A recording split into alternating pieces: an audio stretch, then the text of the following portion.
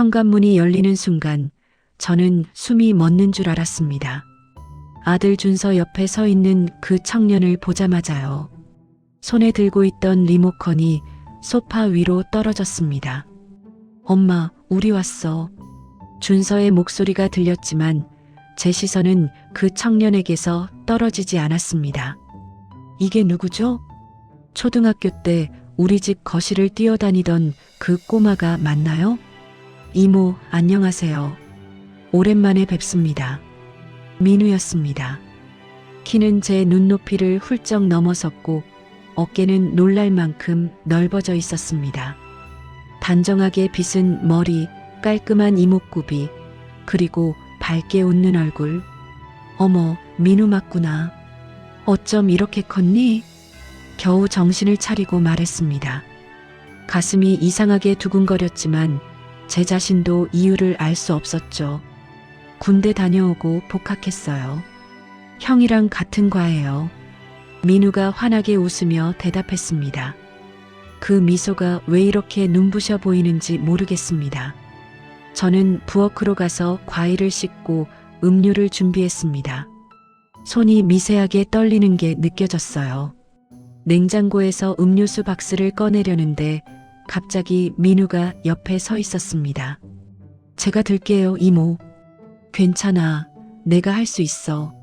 아니에요. 무거우시잖아요. 민우는 이미 박스를 들어 올리고 있었습니다. 그의 배려심에 마음 한쪽이 따뜻해졌습니다. 남편은 언제 이렇게 제 짐을 들어준 적이 있었나요? 두 청년은 준서 방으로 들어가 게임을 시작했습니다. 저는 거실 소파에 앉아 TV를 켰지만 화면이 눈에 들어오지 않았습니다. 왜 이러는 거죠, 나영 씨? 밤이 깊어질 무렵 민우가 거실로 나왔습니다. 이모, 저 이제 들어가 봐야 할 것 같아요. 감사했습니다. 그래, 조심히 들어가렴. 문 앞까지 배웅하면서 저는 제 목소리가 평소보다 부드러워진 걸 느꼈습니다. 민우가 사라진 후에도 한참을 현관 앞에 서 있었습니다. 이 이야기가 궁금하시다면 구독과 좋아요 부탁드려요. 마트 채소 코너에서 상추를 고르고 있는데 누군가 제 이름을 불렀습니다. 이모. 돌아보니 민우가 장바구니를 들고 서 있었습니다. 심장이 쿵 하고 내려앉는 느낌이었어요. 어머, 민우야. 장 보러 왔구나? 네, 자취 시작했거든요. 요리 배우는 중이에요. 민우의 얼굴에 수줍은 미소가 번졌습니다. 왜인지 그 모습이 귀여워 보였어요. 뭘 사려고? 김치찌개 끓여보려고요. 근데 뭘 사야 할지 모르겠어서요. 저는 자연스럽게 민우와 함께 마트를 돌기 시작했습니다. 돼지고기 고르는 법, 김치 고르는 법을 하나하나 알려줬죠. 민우는 제 말을 열심히 듣고 메모까지 했습니다. 이렇게 제 말에 집중해주는 사람이 있었나 싶었어요. 계산을 마치고 나오는데 민우가 제 장바구니를 보더니 말했습니다. 이모, 짐이 많으신데 제가 들어드릴게요. 괜찮아. 혼자 갈 수 있어. 아니에요. 집까지 같이 가요. 민우는 이미 제 장바구니를 들고 걷기 시작했습니다. 함께 걷는 동안 이상하게 마음이 편안했습니다. 집 앞에 도착했을 때 저도 모르게 이런 말이 나왔어요. 음료라도 한잔하고 갈래? 민우는 기쁜 표정으로 고개를 끄덕였습니다. 거실에서 커피를 마시며 요리 이야기를 나눴습니다. 민우는 진지하게 제 설명을 듣고 또 물어봤어요. 이모는 정말 따뜻하신 것 같아요. 형이 부럽습니다. 그 말에 가슴 한쪽이 간질거렸습니다. 1시간쯤 지났을까요? 민우가 일어서며 이제 가봐야겠다고 했습니다. 혼자 남은 거실이 갑자기 텅 빈 것처럼 느껴졌어요. 저녁 무렵 남편이 들어왔습니다. 다녀왔어. 응, 저녁 먹을래? 피곤해서 그냥 잘게. 남편은 방으로 들어가 문을 닫았습니다. 서운한 마음이 밀려왔어요. 그날 밤 잠자리에 누워도 잠이 오지 않았습니다. 자꾸만 민우의 밝은 미소가 떠올랐거든요. 저녁 식탁에 삼겹살과 된장찌개를 차렸습니다. 준서가 민우를 데리고 왔거든요. 와, 이모 진짜 요리 잘하신다. 민우가 눈을 반짝이며 말했습니다. 많이 먹어, 민우야. 제 목소리에 힘이 들어갔어요. 남편도 식탁에 앉았지만 휴대폰만 들여다보고 있었습니다. 여보, 밥 먹을 때는 전화 좀 그만 봐요. 응, 알았어. 대답은 했지만 남편의 시선은 여전히 화면에 고정되어 있었죠. 그때 회사 전화가 왔습니다. 남편은 서재로 들어가더니 한참을 나오지 않았어요. 형 아버지 원래 저러세요? 민우가 조심스럽게 물었습니다. 회사 일이 바쁘셔서 그래. 변명처럼 들리는 제 목소리가 초라했습니다. 식사를 마치고 준서와 남편은 각자의 방으로 들어갔습니다. 저는 설거지를 시작했어요. 이모, 제가 도와드릴게요. 민우가 부엌으로 따라 들어왔습니다. 괜찮아. 내가 뭐. 아니에요. 저도 배워야죠. 민우는 행주를 들고 제 옆에 섰습니다. 좁은 싱크대 앞에서 두 사람이 서니 공간이 비좁았어요. 제가 그릇을 씻으면 민우가 받아서 닦았습니다. 팔이 자꾸 부딪혔어요. 민우의 체온이 느껴질 때마다 가슴이 두근거렸습니다. 이모, 혹시 요즘 힘든 일 있으세요? 민우가 갑자기 물었습니다. 왜 그런 걸 물어보니? 표정이 좀 피곤해 보이셔서요. 뭔가 고민 있으신 것 같아요. 민우의 눈빛이 진지했습니다. 이 청년은 왜 이렇게 제 마음을 들여다보는 걸까요? 그냥 나이 먹어서 그런 거야. 목소리가 떨렸습니다. 민우의 따뜻한 관심에 눈물이 날 것 같았어요. 설거지를 마치고 민우가 집에 간다고 했습니다. 현관까지 배웅하며 저는 말했습니다. 조심히 들어가. 밤에 차 조심하고. 네, 이모. 오늘 정말 맛있었어요. 문이 닫히고 저는 한참을 그 자리에 서 있었습니다. 거실 소파에 앉아 제 자신을 돌아봤어요. 20대 청년에게 이상한 감정을 느끼다니 죄책감이 밀려왔습니다. 침실로 들어가니 남편은 노트북을 켜고 있었습니다. 여보, 오늘 저녁 맛있었어? 응, 그냥 그랬어. 남편은 화면만 보며 대답했습니다. 저는 이불을 뒤집어 쓰고 눈을 감았습니다. 남편과 아들이 모두 집을 비운 주말이었습니다. 남편은 회사 워크숍으로, 준서는 동아리 MT로 떠났죠. 저는 오랜만에 혼자만의 시간을 가졌습니다. 밀린 드라마를 보고 집안 구석구석을 청소했어요. 그런데 저녁 무렵 초인종이 울렸습니다. 문을 열자 민우가 서 있었어요. 이모, 죄송한데 충전기를 여기 두고 간 것 같아서요. 아, 그래? 준서는 MT 갔는데. 알아요. 그래도 급해서요. 들어가서 찾아봐도 될까요? 저는 문을 열어줬습니다. 민우는 준서 방에서 충전기를 찾았어요. 찾았어요. 그럼 이만. 커피라도 한잔하고 가. 제가 왜 그런 말을 했는지 모르겠습니다. 거실 소파에 마주 앉아 커피를 마셨어요. 평소보다 대화가 길어졌습니다. 요즘 여자친구랑 어떻게 지내니? 헤어졌어요. 얼마 전에.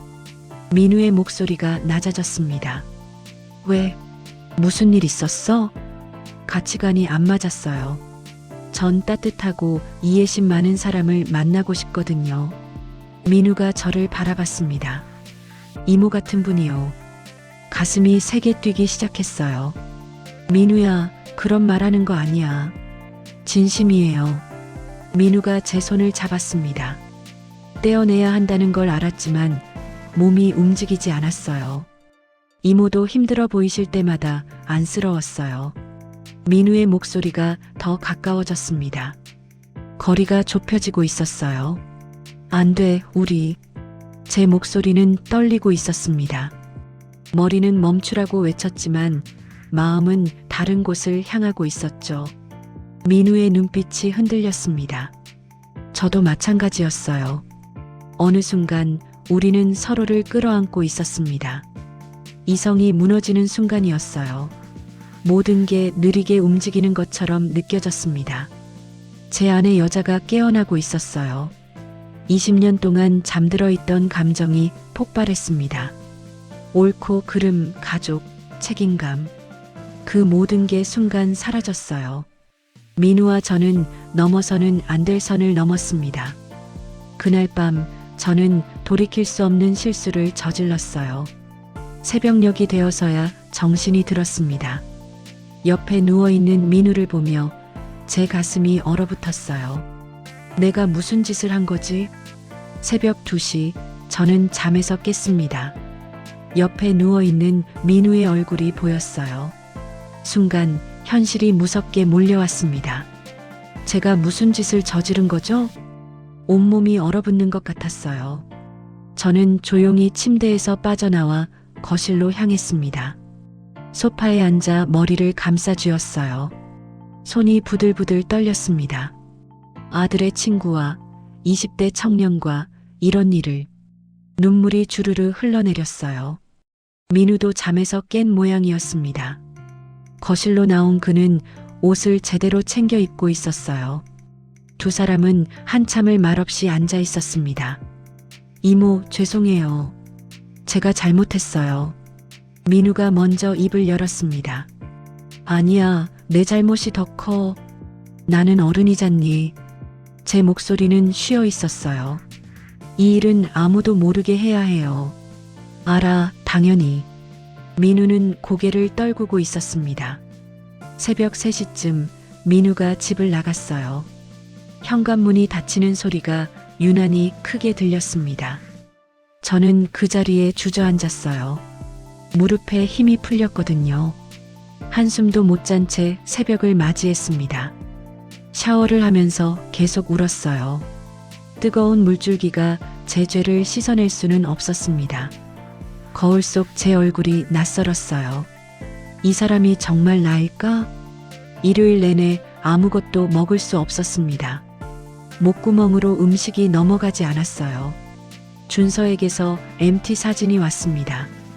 환하게 웃고 있는 아들의 얼굴을 보니 숨이 막혔어요. 엄마, 재밌게 놀고 있어. 문자를 읽으며 눈물이 났습니다. 저녁 무렵 남편이 출장에서 돌아왔습니다. 다녀왔어. 피곤하네. 응, 씻고 쉬어. 남편의 얼굴을 제대로 쳐다볼 수가 없었어요. 그날 밤부터 잠을 잘 수 없었습니다. 눈을 감으면 그날 밤이 떠올랐거든요. 식욕도 사라졌어요. 거울을 볼 때마다 제 자신이 역겨웠습니다.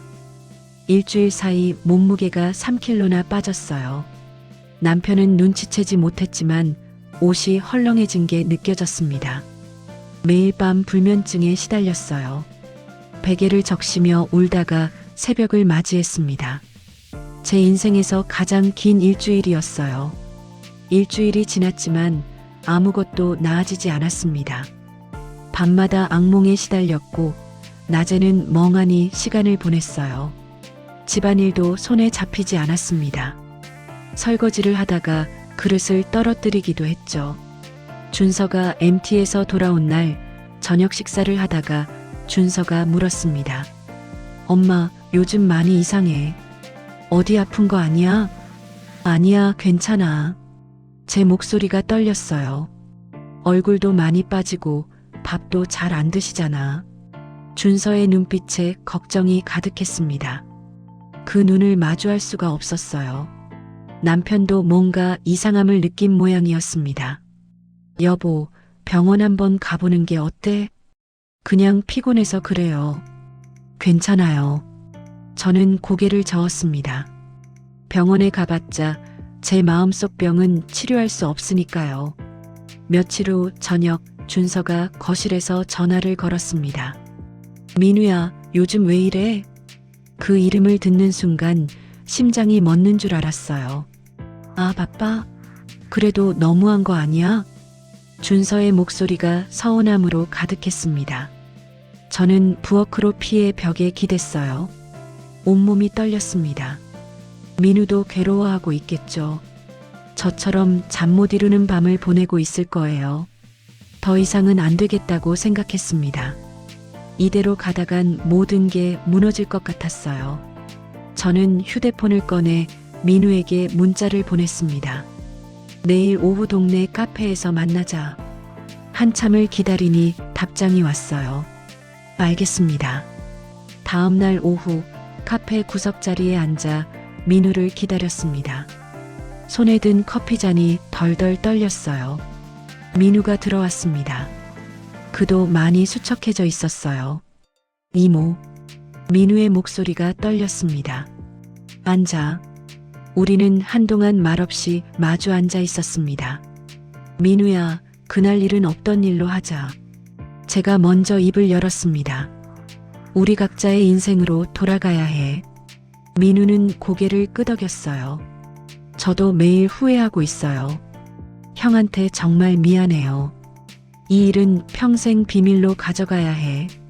알아요. 당분간 형도 안 만날게요. 민우의 눈가가 붉어졌습니다. 우리는 더 이상 말을 잇지 못했어요. 카페를 나서며 저는 뒤를 돌아보지 않았습니다. 이제 정말 끝내야 했으니까요. 카페를 나온 저는 집 앞 벤치에 앉았습니다. 다리에 힘이 없어서 걸을 수가 없었어요. 한참을 그곳에 앉아 생각에 잠겼습니다. 남편에게 진실을 말해야 할까? 솔직하게 고백하는 게 맞는 걸까? 하지만 그건 가족을 파괴하는 일이었어요. 준서는 어떻게 되는 거죠? 남편은 저를 용서할 수 있을까요? 눈물이 또 흘러내렸습니다. 결국 저는 결심했어요. 이 죄책감을 평생 혼자 짊어지고 가기로요. 집으로 들어가 거울 앞에 섰습니다. 다시는 이런 실수하지 마. 절대로. 제 자신에게 단단히 다짐했어요. 가족을 지키는 게 제가 할 수 있는 유일한 속죄였습니다. 그날 저녁부터 변화를 시작했어요. 남편이 퇴근하자 현관으로 나갔습니다. 당신 왔어요? 가방 줄게요. 남편의 놀란 표정이 보였어요. 오늘 힘들었죠? 차 한 잔 드세요. 따뜻한 차를 건네며 남편의 얼굴을 봤습니다. 당신 뭔가 좋은 일 있어? 아니요. 그냥 그동안 소홀했던 것 같아서요. 남편은 어색하게 웃었습니다. 고마워. 오늘 회사에서 힘든 일이 있었는데. 남편이 자기 이야기를 꺼냈어요. 언제 이렇게 대화를 나눠봤나 싶었습니다. 주말이 되자 저는 용기를 냈어요. 여보, 우리 오랜만에 데이트할까요? 데이트? 갑자기? 오랜만에 둘이서 시간 보내고 싶어요. 남편의 얼굴에 미소가 번졌습니다. 좋지, 어디 갈까?